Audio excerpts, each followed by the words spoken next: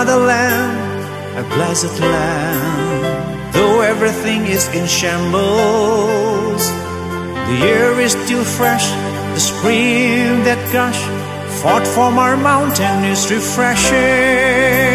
The church bells ringing and the choir crows. The hills and the valleys remind the unfailing love of our dear God.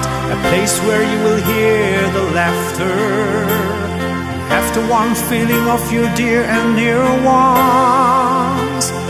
Welcome home, welcome you, our sweet home.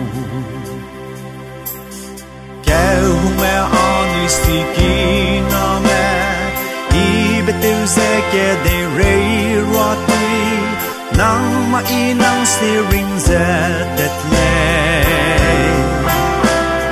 2020 milong magzulay, COVID-19 daw loser, miswang gamat sa kiw kam delay.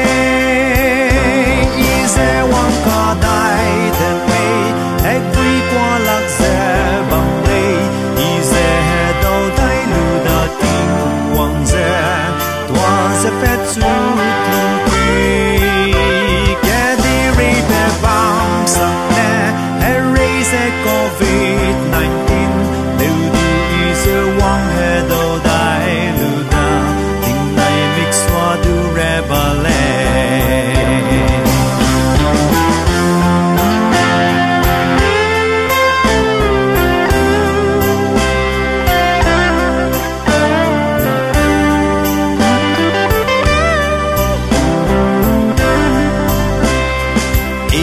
Đều đi lung gà lưu mẹ mà chỉ mà hay rè lùi chui lung ra bê mi la ghé corona virus quang cái đi đâu bên mi rây sụt đi mi cái đau mẹ xóa đời rây mi leo nơi lung rây bụi bùng đi lên